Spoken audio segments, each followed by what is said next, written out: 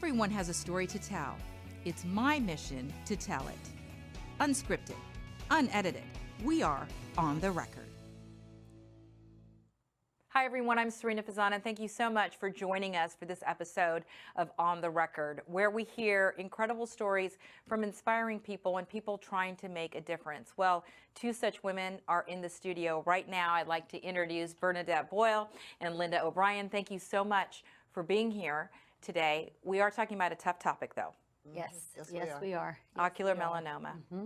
Yeah. So before we get started, we were talking before the commercial break, and you, Bernadette, reached out and wanted to be on the record. Yes. I want to thank you for that, to share your message. Linda and I are always looking to get our message out, to especially bring in awareness to ocular melanoma. So knowing your show, I just went onto your website and just found your email address and sent the email out, and here we are. So it was just very exciting to us because you responded to us immediately. From there, Janae was in touch with us, and we've just, been moving forward with it since. So it was great for us. We were very excited about it. Well, it means a lot to us for viewers to know Janae Jefferson is one of our producers, and I love sharing stories about my team, and we do Facebook Lives, and so thank you so much for saying that. And I was so moved. I come from a family of physicians. Okay. I talk about that on the record all the time. Both my brothers are doctors. My brother-in-law was a doctor, and medicine is, very much a part of my life. So tell us about ocular melanoma, though, and your personal journeys. Okay. All right. Linda, you want to start? start? You want me to start? Yeah, Linda, you start. Well, because you haven't said anything yet. Yeah, right? that's right. That's right. So, Linda, you please start. Well, back on January 31st, 2008, I went in for an annual eye exam, which I've been very good at getting every year. And my doctor was actually a friend of mine, and he's looking at my eyes that are dilating. He's going, boy, you got a lot of junk in there. And I said, what? Like, I thought he meant like mascara, right. down here, Right. Yep. And being he was a friend, he would never say this to another patient. And he goes, no dummy in your eyeball. Wow. But you know what? As women, that is the first thing I would think. I would think mascara or eyeliner or something. Right. Oh, my gosh. And he was not, he was an optometrist. And he said, we need to get you in to see an ophthalmologist. And I said, okay, just have the girls call me. They know where to find me. He goes, no, we're going to make the appointment, and you're going to go right away. Oh, my gosh. Okay, that must have been so nerve-wracking and scary. It was, but he was talking like it was a detached retina. But in my heart, I think he really knew what it was. So, and he said, you need to have someone go with you. So that, that even told me more. So 3 hours later, I went to the new doctor and went through all kinds of tests and everything and was diagnosed with ocular melanoma. So when you say you were diagnosed with ocular melanoma, what do they say? What is the prognosis? Well, 50% of the cases metastasizes to your liver. There is no cure. I had treatment. It depends on the size of the tumor, if you lose the eye or if you can have treatment. And the treatment's actually a plaque that they make that fits on the back of your eye, and it has radioactive seeds in it. And that was in my eye for a week. And that sounds so uncomfortable. I can't even imagine. Oh, it was a horrible week. It was probably the worst week of my life. And then you go back into surgery and they remove it, and then you start the healing process. But that's not the end of it. Unfortunately, the radiation is so strong on your eye, and my tumor was inside the eyeball on the optic nerve. Oh my goodness. So I'm basically blind in my left eye now. And so that's all it's taken from me so far. But it takes... and let's pray, it stops there. Right. Depending on where you are in this journey, I'm at 14 and a half years, so I just recently went to annual scans. and I get scanned from head to toe. Wow, so you're 14 and a half years in. Yes. So before we go into more what you're doing, so Bernadette, if you could share your story. Yes. So my husband Joe was very athletic, and we live in the Fishhawk area, so he was playing softball at the time, and he was, you know, just kind of feeling like he couldn't, like he was having problems seeing the ball coming in as he was trying to hit. And one night, Linda and I met in 2012, but interesting enough, is the same year, 2008. One night we were out and he was driving and he just kind of went like this and he said to me, I can't see out of my left eye. Oh my goodness. So he said, oh, I bet you have a cataract. He said, get this treated and we'll be good to go. So we went to our optometrist as well, and she looked at it and she said, I see something. She says, but I'm not qualified to diagnose what it is. So from there, sure enough, like a day later, we were at another specialist. And we went in and she started examining Joe's eye and she said to him, I see a freckle. And he said, a freckle? She goes, well, a tumor. And he's like, a tumor? She said, yes. So those were the first time we heard this term, ocular melanoma. Never heard of it in our lives. So from there, we were just like, okay, now what? So then we moved on to another specialist who then had, Joe had the exact same treatment. He had the radiation plaque. Unfortunately, in Joe's case, he was in that 50% where the metastasis did occur. So 3.5 years later, in 2011, he was diagnosed with, they had found lesions in the liver. And fortunately, we were able to find a Dr. Sato. He's in Philadelphia at Thomas Jefferson. He is at the forefront of the disease, and that's where we went to. We did try Moffitt, but unfortunately at the time they didn't have anything for ocular melanoma. They're very, very prominent with cutaneous melanoma, skin melanoma, but not ocular at that time. So we ended up going out to Philadelphia, and we traveled once a month to Philadelphia. And Joe went through various trials for 4.5 years. That's because that's all there is, are trials. It's just, you know, trying to find that right thing, and it's not a cookie cutter cancer. So what works for one person doesn't work for the other person. It lives within the bloodstream. It can live dormant for years. So when we talk about that 5-year mark where some cancers have that, ocular melanoma doesn't have that at all. How old was your Joe when he lost? He actually, his birthday was January 14th, 2016. He turned 60 and he died 11 days later. So he had just turned 60. I'm so sorry. You know, when I was talking about, you know, I said I come from a family of doctors, and I said my brother-in-law was a doctor. My sister doesn't really like, it's very painful for her to hear. It was not ocular melanoma, but he died, and he was diagnosed with lung cancer in January 2 years ago, and he died in June. Wow. So cancer research is so important. Yes. And you know, anything that we can do to support it, we need to do. Right. Exactly. So with this, and we're going to talk so much more about exactly what you're doing, but what is this right here that you have? This is something that we promote to everyone. We have melanoma. We have actually in the month of November, we do a big push for I Get Dilated. Can I take that for just a You minute? absolutely can. I will show it like over here so they can take it. There. Okay, I have camera 3. Okay, so this is I Get Dilated. Okay. And really everyone, regardless, not waiting until I'm having vision problems, I can't read the newspaper anymore. People should be getting annual eye dilated exams every year because that's how it's found. It's found with just a regular dilated eye exam. And you know, I'm glad you said that because I was going to ask you the question, Linda, when you were sharing your story, and you said, I've been very good about going to my eye exams. I go every single year. Why do you do that? I mean, I know that sounds like such a simple question, but no, I think that's fantastic. Is it something you just grew up with? That you It's what I grew up with, and I had no symptoms. So, you know, who knows how long I would have went. That's what makes it so frightening. Right. Some people won't lose their eyesight or have that vision. Joe already had a vision problem. So that's what prompted him to say he was getting eye dilated exams anyway. So we had sort of a timeline for him because it was like, well, we knew that a year ago he had actually it was a little less than a year that he had a dilated eye exam and nothing was found. So this, tumor then was visible. So when you both started to try and get help, that's when you found in the state of Florida, you found out that there were very few doctors that dealt with this. Right. Yes. Can you share more on that and have things changed?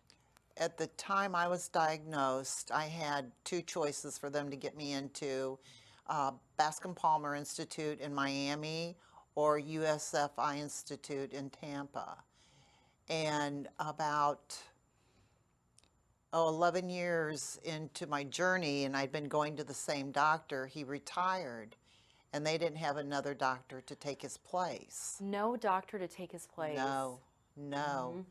And so I went into panic mode because I feel safe with him, and he's keeping me alive, and so I called Bernadette and I said, who was it Joe saw the first time? So when she told me, I called them, and it's Florida Retina Associates up in Tampa, and I called and got an appointment, and that's who I'm seeing now, and which I'm getting very good care and love them there too. But you cannot walk into just any door and say, hey, I've got ocular melanoma, I need you to treat me. And right now, Moffitt is getting on board with ocular melanoma, and I know they are treating patients with metastasis to the liver with the new drug that Immunocore just came out with.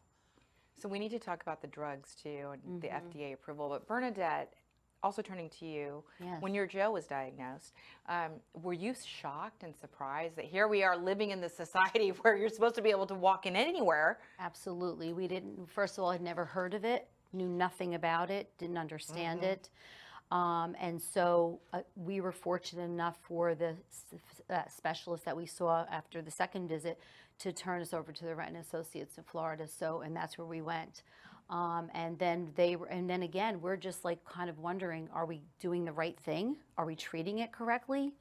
Back in Joe's day, and as far as in Linda too, they weren't, now they do genetic testing on the tumor, which gives them some information about maybe perhaps treatments, but that wasn't offered to Joe, it wasn't offered to Linda. So there's been, movement in those directions, but so again, take the eye out. Taking the eye out is only it doesn't change anything. It doesn't get rid of the cancer because it's living within the bloodstream.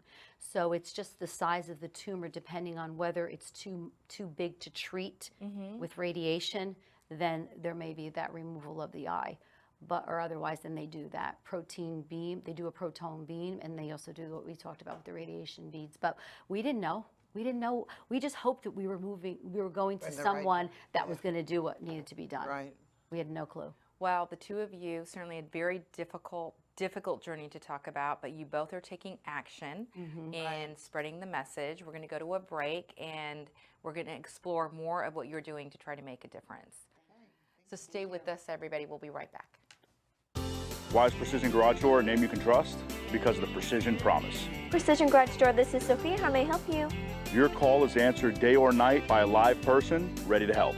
That's our promise. Our technicians will arrive on time in one of our recognizable, fully stocked vehicles. That's our promise. And there's never an extra charge for nights or weekends to repair your garage door. Quality service quickly from a name you can trust. That's the Precision Promise. Precision Door Service, a name you can trust. Hi, everyone, and welcome back to On the Record. I am here with Linda O'Brien and Bernadette Boyle, and we're talking about something very serious, ocular melanoma, and the hashtag again. For those people who might be joining the show late, Absolutely. Can you share what this means? Yeah, it just means that everyone should be going out for an annual dilated exam every year, regardless. Not because I'm having vision problems, but because they, just to make sure to check your eyes, because you can find out a lot of things from a dilated eye exam. And I also say to even young children, I know that we don't think of that. We take the children to the dentist when they're little, just to have their teeth, those baby teeth checked. but even children should be getting eye dilated exams, because unfortunately the population, our community, it has hit young people too. Yes, it has. So we have, we have young people in their 20s and some in their teens that have been diagnosed with ocular melanoma. So I think it's important that everybody gets an eye exam. Absolutely. I know this is a very rare cancer, but the statistics of cancer are staggering. 1 in 3 people are diagnosed with some type of cancer. Right. So research is more important than ever for all types of cancer. Exactly. How did the two of you come together? A friend of ours was doing, actually not, I shouldn't even say it, we have such a tight community. If you can understand that we now have Facebook groups, but before then it was other, smaller groups, like through emails and things, and so we just met people that we felt like we knew our whole lives, but we didn't. So there was a fundraiser happening in Cocoa Beach area, and Joe and I decided to go, and Linda, and then we kind of had known each other just through like messaging. And so we met each other for the very first time at a fundraiser for ocular melanoma. And Linda, so you met Joe. Yes. Oh, yes. Well, yeah. So Yes. you met Joe, and tell us what you were sharing during the commercial break, that your history. Joe and I were both diagnosed in January of 2008. And of course, at that time, we did not know each other. And then, like Bernadette said, we met at this fundraiser, and between my husband and her and Joe, we all became very, very good friends. And Joe was a pistol. A pistol. And we're remembering him today, Yes. right? Yes, sure. So what are you doing to try to help spread the message and find a cure? What are the events that are coming up? October 1st, Park Square, Lithia, Florida. We're holding our 5th annual Your Next Step is the Cure 5K. And you want to we talk a little? Melanoma Research Foundation, where all of our monies go to cure ocular melanoma, was hold what they call Miles for Melanoma events throughout the country. So we had one in Tampa for a period of time, and we would create our own team, and in fact, we were one of the first to actually make sure that our monies went to the ocular melanoma part of the MRF. And then we learned in 2017 that they were dropping our Tampa area due to lack of volunteers and whatever. No. Linda and I said, okay, that's not going to happen. We had a momentum going. We had been raising a lot of money. So the two of us, and it's still just the two of us. It's still just the two of you? Just the two of us. Yes. Just the two of you? Yes. This is it. This is us. Well, hopefully after this show, it's certainly going to be more than just the two of you. So we started in we had our first 5K in 2017. Which we pulled off in 4 months. In 4 months. And we were holding it at E.G. Simmons Park in Ruskin at the time. And we had like 49 people come out. Mainly friends and relatives, but that's okay. We still got their money. No, I'm proud of the two of you, though. With No timing thing, nothing. Anyway, so just us like taking these people across the finish line with our phones. Our finish line was balloons. We've been very cognizant of what we spend every year because we've grown over the years. Last year we had 250 people at our 5K Congratulations. event. We raised $21,000 last year. And this year we are at that number, but we also are in 17 states because we went virtual. Oh, congratulations again. That's amazing. And right now it's us. We have raffle items, we have vendors there, we have speakers. The doctor at Retina Associates come. We have a doctor that comes out. Someone flies in from MRF. And it's us. It's the two of us. Permits, insurance, raffles, everything is us. I am so happy that I had you on the record. Honestly, this means even more to me to hear this journey and the perseverance of the two of you. Yeah. So we have to ask this question. Do you feel, because it is such a rare cancer, I believe it's 6 in 1 million people. Yes, it is.